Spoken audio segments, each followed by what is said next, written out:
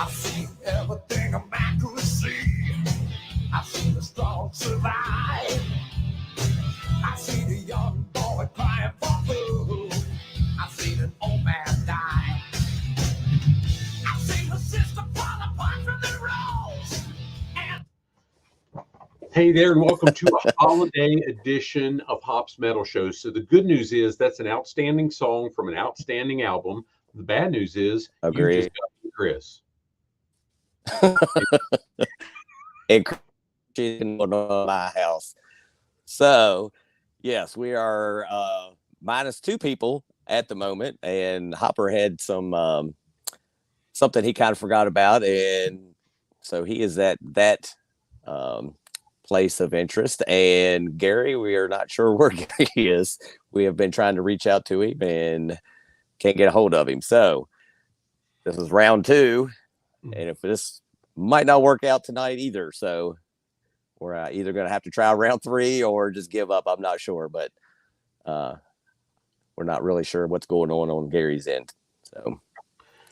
So I see a number of folks are watching on the YouTube side of things. I've seen Little Wing pop in, Jerry Lambert, I've seen you pop in as well. Appreciate you guys being willing and dedicated to the Hops Metal Show. Sorry you've got to tolerate me. One thing I did offer Chris was that I would be happy to pick up the acoustic guitar and strum the couple of songs that I can poorly strum.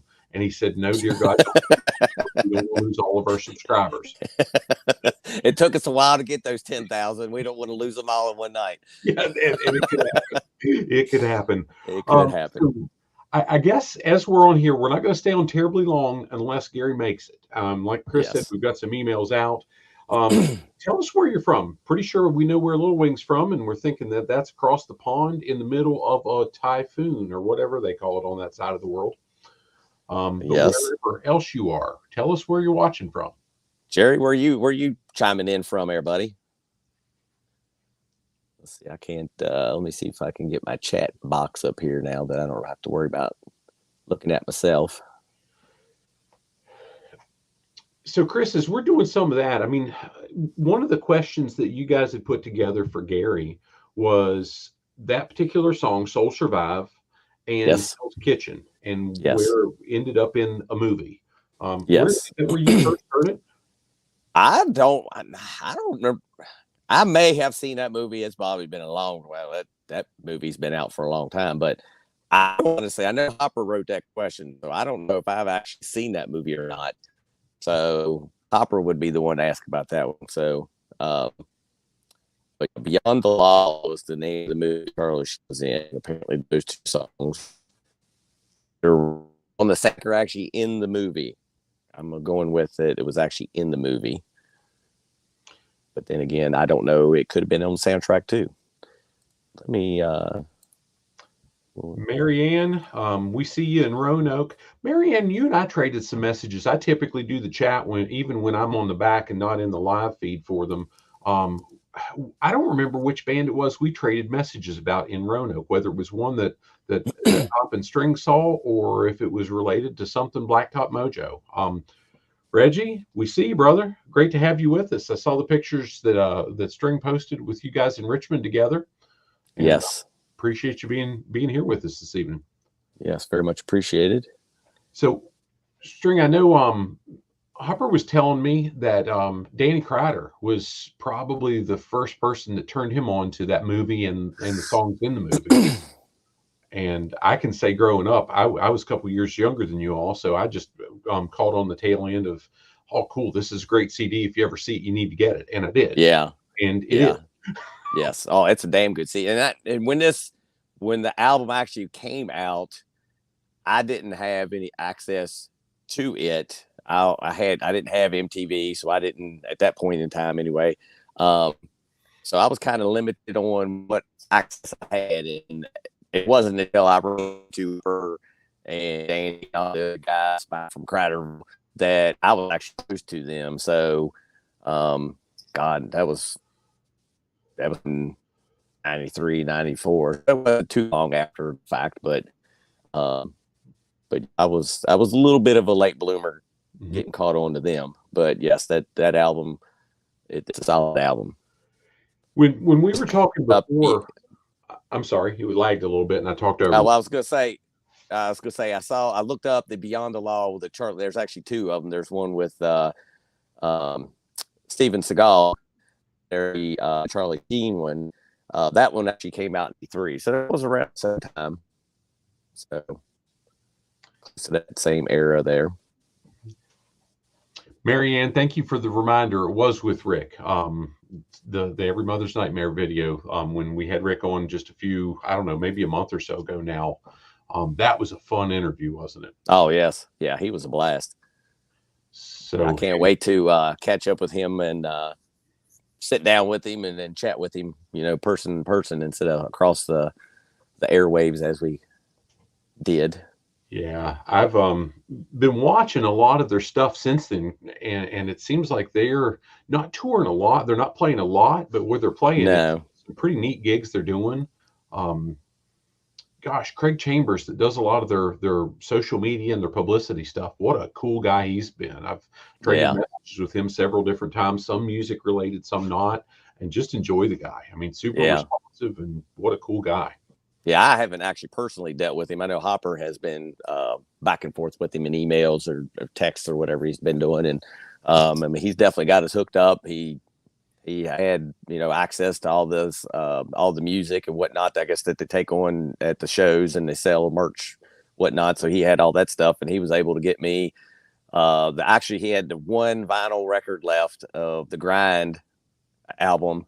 And so it's going to get signed from Rick at least, and will be coming in my way hopefully very soon, but however long it takes, I'm okay with it. But so he did hook us up with that, and Hopper got a couple things, and I think I ended up getting that vinyl record and the newest album, which I can't think of the name of it right offhand, but I got that coming too. So very cool. And Marianne, I'm 100% with you. His energy was over the moon.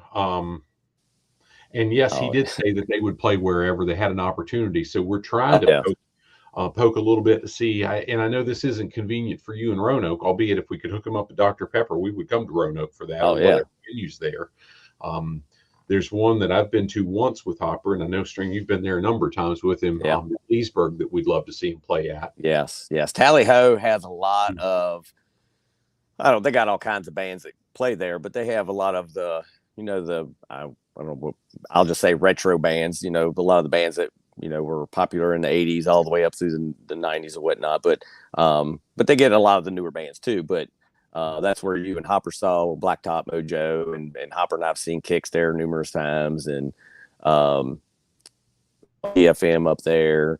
It's a pretty cool venue. It's like an old theater. So it's definitely it's smaller than most venues, but they do, like I said, they do get a lot of the retro type bands, and it would be awesome if we could get Rick and the boys up there for maybe opening up for Kicks, or even we've been trying to look at maybe getting Tora up there and having Every Mother's Nightmare open up for them too, or vice versa, or do like equal sets or something.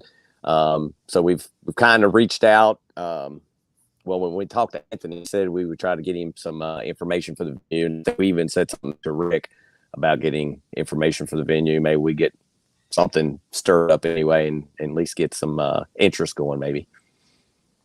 Yeah, that would be a cool show. I've been watching since we talked with Anthony Corder from Tora a couple weeks ago. I've seen typically every Sunday, and just earlier today, that was one of the squirrels that got me pulled away from the work I was trying to get done. He does a live feed where he plays some acoustic stuff in the same spot, and that's just so neat to see. Yeah, I think I got off of Facebook for a while. I just got tired of it, and so I kind of just recently got back into getting on it a little bit here and there. So I don't stay on it by any means, but I do periodically jump on there and check things out. And I did see, I guess it was probably the weekend before last, maybe, that where he had gotten on there, and it was over with as far as the live portion of it. But I did get to see a little bit of him on there, and where he had his acoustic guitar there jamming a little bit. So that was pretty cool. Yeah, so I don't know if Hop's mentioned, I'm hoping that we can wiggle things around and go along with you to see Kicks at Tally Ho in November. I don't know which night. I'm thinking you're all planning on Friday. I think that's kind of what we're looking at, was the Friday deal. We haven't actually bought tickets for it yet, so it's kind of, well, we were kind of up in the air because they keep dangling that string in front of us at work. We're supposed to be kind of changing our schedules up, and so they're not really sure when we're going to start that. So I think that's our off weekend anyway, so I don't think that was going to be a problem. But so we're just kind of like playing it by ear for at the time being, and we'll get the tickets. I'm sure it won't sell out, but and if we do get one sold out show, we got the option of the next day. So yeah, that taking my son along to see him at the fair a couple weeks ago, that was a good time. He really enjoyed it. Yeah, I was kind of disappointed with the size of the venue, but I mean, it was a decent amount of people there, and everybody enjoyed themselves, and the band didn't care. They played to their fullest as much as, he could for his his arthritis issues that he had. So, yeah, they put on a great show, and they didn't hold back any for the size of the crowd. So that just goes to show you how much they enjoy what they're doing. What was that? I would guess that crowd's double at least what the Tally Ho would hold, though. Gosh, I don't even Tally Ho's capacity is. And see, that's the thing. It's hard to get everybody packed in the room.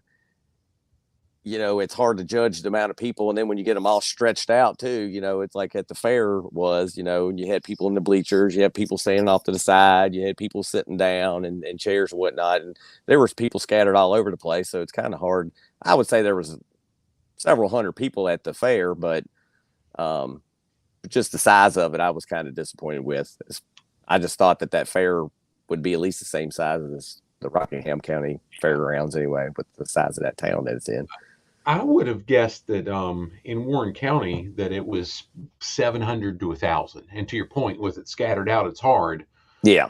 But with the chairs where we were at, where you guys were, and then where me and Matt sat, it was closer together, real tight chairs. So you had to be pretty friendly. So it's a good thing it was 2020. Well, and the thing was too, when they were playing, I really looked backward. We were closer to the front.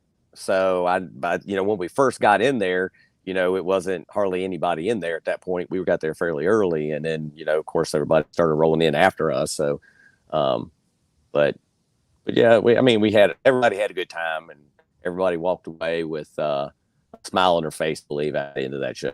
If they didn't, then I don't know what the problem was, because they always put a smile on my face. So here's a question from Facebook, and I apologize, I can't see who it's from on this feed. When I go over to Facebook, I'll be able to see it, but on StreamYard, I can't. Here, I'll see if I can get over there and look at it real quick. Asking for a person who's never listened, I assume you mean for Asphalt Ballet and Gary Jeffries for their music. Gosh, anything off that album. So Asphalt Ballet did one album with Gary Jeffries. Yeah, with Gary, yes. And then they did a second album, and we're not going to talk about that. Yeah. Well, it's not horrible. It's just not anything close. They had a different singer, and that singer wasn't bad. It's not my cup of tea. He had I don't know, there's a little something about his vocals that I do not care for, but the band got pushed into more of a grungy style of sound, and Gary was like, "No, that's not for me. Peace out. I'll go and do my own thing." And so the band carried on with a different singer, and that's kind of where we were with that. So, yeah, as I look through at this first album, which is just called Asphalt Ballet, and 13 tracks, and gosh, I can't point to a single track that I don't like. I can say probably 6 or 7 of them could have easily been singles.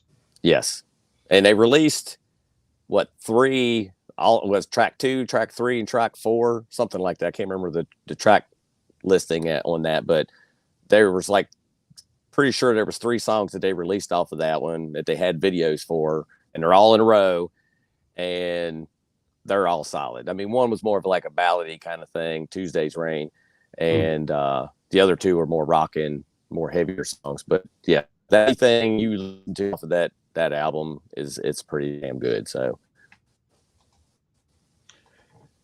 yeah, and then go ahead. I was gonna say, if you like his vocals, he's got that. Asphalt has kind of more of like a southern kind of tinge to it, if you want to say that. So it's more on the Southern rock kind of sound, but it's a little bit heavier for the Asphalt Ballet. But you go into Gary's side projects and stuff that he's been in since Asphalt, it's definitely more on the Southern rock, more, I don't want to say it's just like 38 Special or anything like that, but it's probably more of a heavier version of 38 Special. He's had numerous projects that he's been in, and that was one of the things we were going to talk about. But one of I enjoyed the most out of all of the stuff was Stitch Pig Revival, and there's videos of that on YouTube to go check out. That's got more. It's got more of the Southern sound, but it's kind of got the heaviness of the Asphalt Ballet stuff, but it's got more of the Southern side of things, I guess you want to say it. And that's why I enjoyed that one a little bit more so than the other projects that he's got. But he's got Alligator Stew, and he was in a band Regulators, which I don't think he really sang much in that. And then he's got just the band. It's Gary Jeffries band, but he's also has some 2 albums released under just Gary Jeffries. Yeah, Reggie said that Tuesday's Rain really hits home for him, and it's a cool song. Oh yeah. And I guess the part that's so interesting is how good the music was, but it was released in 1991 at at that point in time, MTV's kind of killing good music and pushing nonsense and heroin and things like that. And yeah. I said that. Yeah. Out loud. and I'm not apologizing for it. They made that choice. They killed good music, and I'm still bitter. MTV So that in 81 and played 10 good years of music by their 40th anniversary. Yep. And that was Christopher Walker who asked that question off of the Facebook. Oh, wow. Yes, Chris, we need to talk about that in more detail, my friend, because gosh, I'll turn you on to them all day long. Yeah, it was some of the almost abstract. I mean, you and I were talking about this a couple of weeks ago. I don't know how many of their intro or their first album they sold, but just a pocket of us seemed to be all in for them. I mean, I can't remember anybody in the group we hung around with 25 years ago that didn't have their own copy of it. I mean, you just weren't a cool kid if you didn't. It was like having the Jordan 1s. Yeah, I don't know. Let's see. Sometimes it has that information listed on Wikipedia, but I don't see anything on that. Let me look up.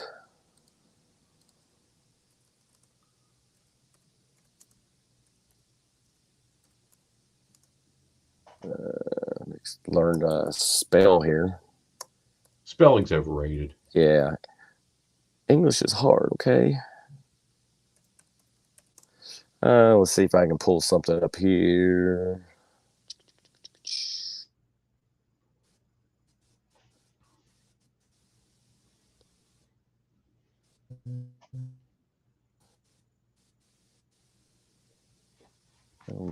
Most of the stuff just goes right back to Wikipedia, so I don't know if I'm gonna be able to find anything very quickly anyway.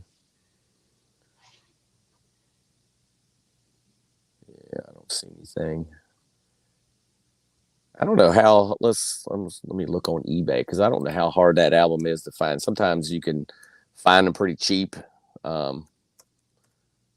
That album, I mean, they had. And if I still have it, it's boxed. I got boxes and boxes and boxes of CDs and stuff over there. But I had converted it over to MP3, and it is the Blood on the Highway EP. And that was something I wanted to ask Gary about it because it was apparently it was like live stuff that they had done right before they went out on tour. It was kind of like something to get them, practicing in. But I guess I don't know what all they actually played live, but this one had 4 tracks. I think it was 6 tracks altogether. 2 tracks were brand new that's not on that album. And Gary even says something on one of them that this is a new song. And the other 4 tracks were stuff that were on the album. And I know that when I couldn't find it when I looked for it quickly, but I looked on eBay and I actually found one somebody had on there, and I was trying to bid on it to see if I could get it. It ended up going at I was at work, so I wasn't able to stay on it. So, but it for a decent price, but it wasn't too expensive. But like that, I probably would have bid it up a little bit more. But you can find the self-titled album on eBay. I mean, it's like $15 to $20, and you could probably find it a little cheaper. I mean, people have offers. You can offer a lower price, but and then Pigs was the second album with a different singer. That one's on there, and that's all over the price, all over the place with the prices. About the same thing, anywhere from $15 to $30. But I would go check out the stuff that videos and stuff for it on YouTube first before to make sure you like it. But I think a matter of fact, I think the whole album's on YouTube.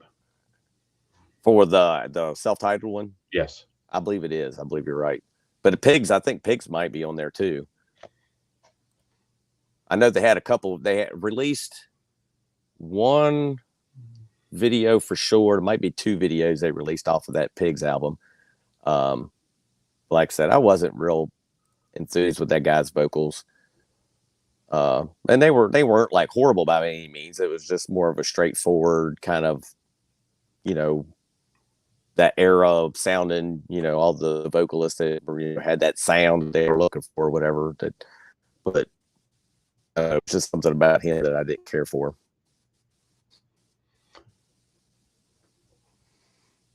I want to say it was the era where all of them were just kind of eh. Yeah. Well, in that time, like I said, it was an era where a lot of the record labels were trying to change over people's sound, and a lot of bands didn't want to do it and just said that, you know what, heck with it. They threw something together just to get their contract completed and bowed out, or they just went with what the label said and ended up destroying their careers. So I don't know if you caught this when we were talking to Anthony Corder a few weeks ago, that I think he said that they had wrote somewhere between 70 and 80 songs for. I know he said that they had a lot of stuff that nobody has heard yet.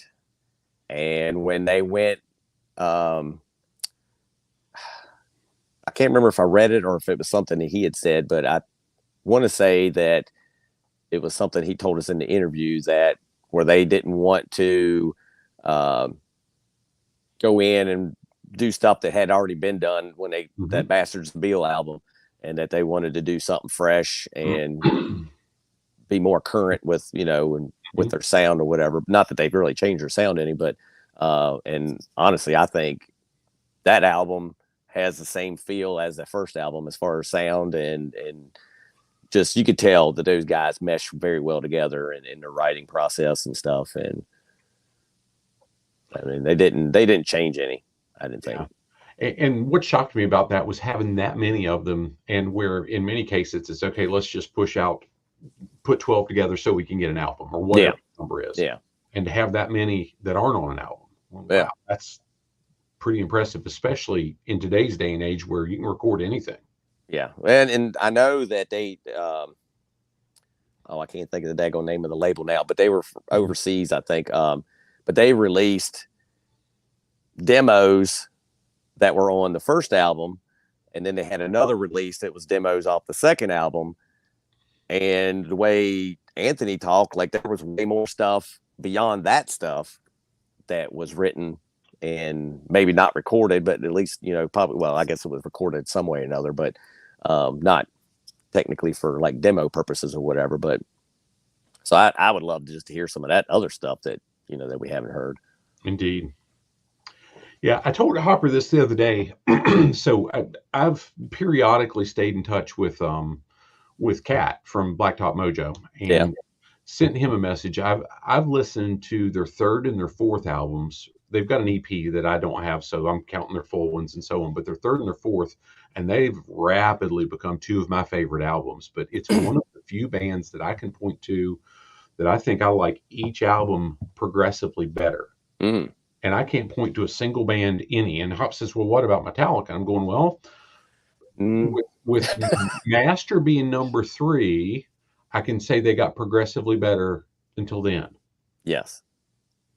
I agree with stopping there. I like Justice and I like the Black Album, but I don't think that they followed up. It's the time, changing time too. Everything was shifting. So you got to throw that into fact too. But I'm kind of like you though, as far as progression goes. I think Master is a masterpiece, and so it's kind of hard to top that one. And I don't think they went backwards too much, but they did go backwards a little bit as far as perfection. By the way, I thought Injustice was intricate.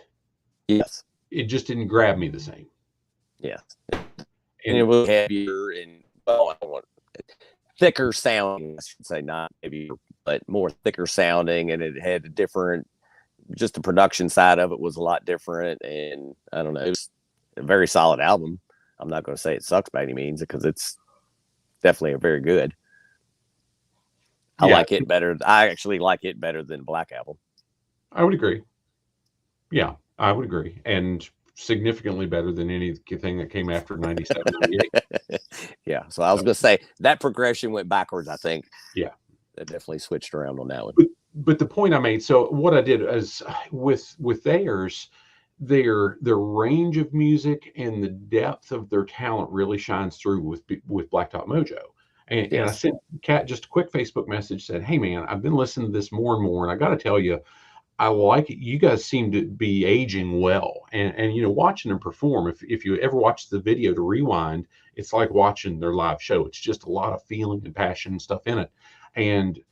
This was like 5 o'clock in the morning. I sent it because that's what time I usually get up and so on. And by 10 or so after they're touring and whatnot, he sends all back saying, "Man, that was one of the coolest messages. Thank you. We have shit days too." And that really meant a lot seeing that from you. And gosh, he doesn't know me from the Man in the Moon, I don't think. But I'm just saying that to say, gosh, we view them as, in some cases, the musicians that we're following as larger than life. But the cool ones still think we matter. Yeah, well, that's true. And just talking with Rick and talking with Anthony and, doing these interviews here recently, you find out how, you kind of lose that rock star side look, that you feel like when you're going into it and you like, well, this guy's and where I'm going with this, they shit just like we do. So it's that was the line I was thinking. But it's really, that's how it is. You kind of always put them up on a pedestal, and then you get nervous, and I was nervous, starting to do these interviews and stuff. But I've gotten where I'm not as nervous anymore. But there's probably going to be one that I'm really wanting somebody that's going to hit me that I'm like going to be super nervous for. But it's going to happen. But it's cool when you got guys like Anthony and you got Rick coming on, and they make you feel like you knew them for years and years and years, and not personally, but through their music. And that's what all this is about, really, for us. I mean, it's all about the music and how it brings everybody together like a big family. So yes, indeed. And gosh, that's the fun part of it, is seeing, hey, they've got to work hard, they've got to do this, they've got to do that. Yeah. Gosh, I'm going to throw something. I'm ADHD at this point in the night. You never know what you're going to get with me, Chris. Because 5. It's been a long day. We've got 12,000 steps in at this point. LA Maybe, they're on the Kiss cruise. Yes. They got voted. I know there was a whole deal that they were sending out to go vote. Mm-hmm. And I don't know how many bands were actually trying to get in on that deal. Did you ever see a number on that? I didn't see the total number. I know the first cut was to 15, then there was a second cut to 10, and that was after the votes. The first vote got it down to 15. Okay. And then I think it was folks who actually had tickets voted on the final 10. Gotcha. And it went from there. But gosh, Black Label's on that cruise with them. Kiss is on it. I'm like, I've never been a big Kiss fan. I'm not, whatever. Somebody's going to send me a letter about that. I send away, whatever. You can have your opinion and be wrong. It's okay with me. Yeah. but I am a Black Label fan, more specifically a Zach fan. Yes. And what a cool experience that should be for them. Yes.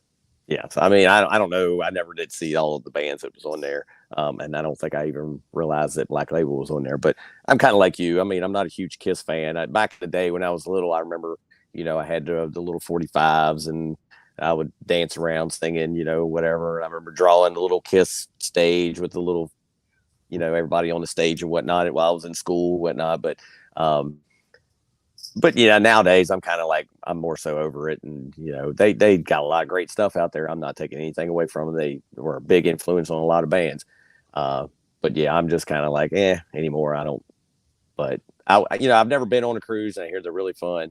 One of these days, maybe me and Hop will get to go on one, but, I hear once you've done one, you don't want to do them, a lot more. And just the interaction with the bands and stuff. And I know Darren, when he said he went, he was, I can't think of the dude's name now. The singer for Faster Pussycat, Take Me Down. He said, they did their little off the boat excursion and went down to the beach or whatever. And there's Tammy with his wife, just laying on the beach, hanging out, just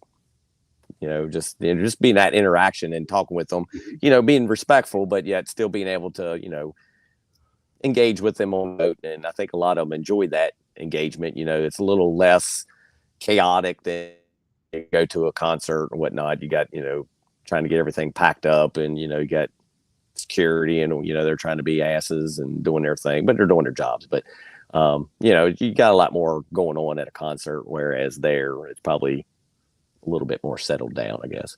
Well, so I mean, a piece of it is you're on the same boat for a week. Yeah. And you're not packing up. I mean, maybe you're breaking down your stuff to move it for the next band, but you're not packing it up, loading it into the bus to drive 6 hours to do one more show. I think somebody sang that once. He said, but, so, I mean, I get it. And the little bit that a band might hang around before they pack up and go to do the next show is probably pretty taxing on them. We're on the boat. Oh, yeah. Like, shit, we're going to walk back to our room and we'll sleep and we'll do this again tomorrow. Well, that's the thing, too. You figure you're on a tour bus, you're probably not sleeping the best anyway. And then, you got to go in, you got to sit, do your sound check or whatnot. And you go back and, you do whatever until the show starts, then it's hurry up, get on the bus, and you got to load out, do all that stuff. So it gets a little chaotic, and then I'm sure it gets numbing by, just, day in, day out, doing the same thing over and over and over. And being on a boat, like I said, you ain't really got to do a whole lot. You unpack, you go. I think they end up doing two performances on the boat. So that way you got, two bands interact at the same time that you want to see. You might have an opportunity to see them again later, but yeah, so I mean, they got a lot more downtime, more leisure time. Yeah, and that was another thing that Anthony said that kind of caught my attention with when he saw Steve from Kiss in the dining room, just him and his wife. I don't bother him, and to see, gosh, they're fans of bands too. Yeah. So that was a neat perspective to say, gosh, this guy that we're just thrilled to be able to talk to, he likes the same guy we talk to. Yeah. Yep. And and that's it, in the same kind of boat yard, they get fanboyed over somebody else that they like. It's kind of crazy, but it happens. Yep. So good time. Well, we've been on here live for longer than we intended. Yeah, but that's how we are. We like to talk. So yeah. So hopefully I appreciate the couple comments that you guys weighed in with. And next time I see somebody comment anonymously, I'll leave them anonymous. Sorry about that. But in any event, there's a backstory. I'll tell you when we're not being recorded. all right. So, gosh, guys, appreciate you hanging out with us a little bit. Yes, this evening. absolutely. As many as 10. It's on a holiday. We didn't deliver like we'd hoped to. Don't know what the technical details were, but our apologies. Yes, we definitely apologize, but appreciate everybody being on and coming hanging out with us for a little bit anyway. And we'll hopefully get the bugs worked out and give it a third try and see what happens. And hopefully it'll go smoother next time. So I don't know. we'll see what happens. I think, you know, it's, I don't know exactly what the problem is, but I know I don't think it's anything. I think it's just more of a communication thing or something. I don't know, but he's interacted with Hopper a few times and chatted with him, and he's always been cool.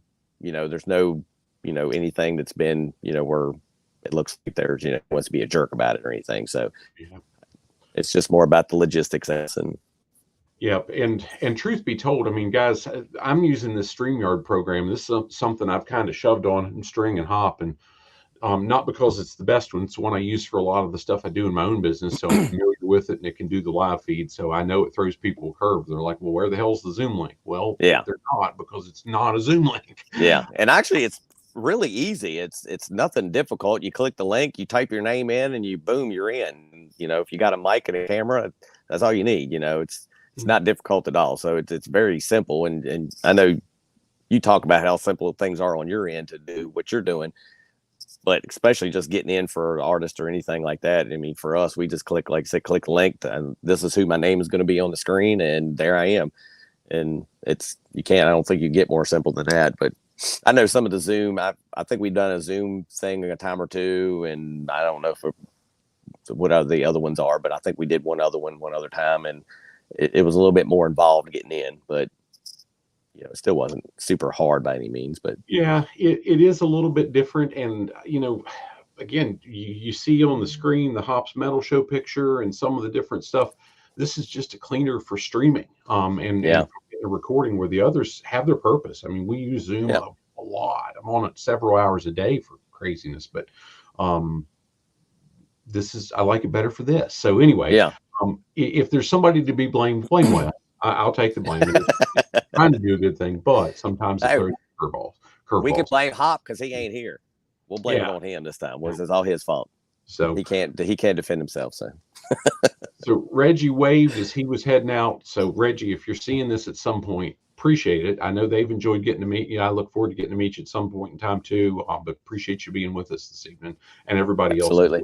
So hopefully the third time's a charm. And one way or the other, hopefully we soon hear about Dirty Looks, Dangerous Toys. That setup. Yes. I'm pretty jacked up about that. Yeah, we are definitely looking at trying that. I think Hopper got a little. He thought he had messaged Gene, I think was the guy's name, Gene Barnett, and he thought he had messaged him and realized that he hadn't, because he hadn't heard anything. And he's like, I went back to look, and I forgot to message him. So we're still working on a time and a date, and then we'll get that figured out. And then the guys about Dirty Look stuff, and then hopefully down in the near future we'll get with Jason McMaster and talk about some Dangerous Toy stuff. I was a big fan of that band back in the day. That was one band I actually got to see on some video shows, not MTV, but Night Tracks, I think, is where I first heard of them on. So I'm super excited to go talk to Jason. So, especially since we missed him at M3 that year because we got held up in traffic and missed the whole freaking set. So, well, I'm not going to kid you. I'm just over the moon hoping that we can get our hands signed from Dirty Looks, because I mentioned the last time I had the first 3 albums, but I no longer do. I don't know where I think I know where they're at, but I don't care. But it is. Yeah. But, they're phenomenal. So anyway. Well, and Hopper fessed up that he had one of them. So. Well, and that was one I never even knew I had. I was talking about Cool from the Wire, Turn of the Screw, and 5 Easy Pieces. He talked about bootlegs, and I didn't even remember ever having that one. So it was like, well, rock on, man. Yeah. So. And anyway, Reggie, I see you there, and the answer is yes. We will absolutely go to Kicks and look forward to seeing you at one of those shows. We're targeting Friday and look forward to it, man. Yeah, if I remember correctly, Reggie was from Maryland. If that's the case, we were definitely going to go see him at we're pretty sure we're going to go see him at Tally Ho in Leesburg. So if that's where you were looking at going, we'll definitely hit you up. We know how to get a hold of you. So we would love to see you there and hang out with you again. So hopefully our paths will cross again. So yes, indeed. Well, I'm going to end the live feed. Appreciate you guys being on. Chris, hang tight. Absolutely. Yes. Hop metal.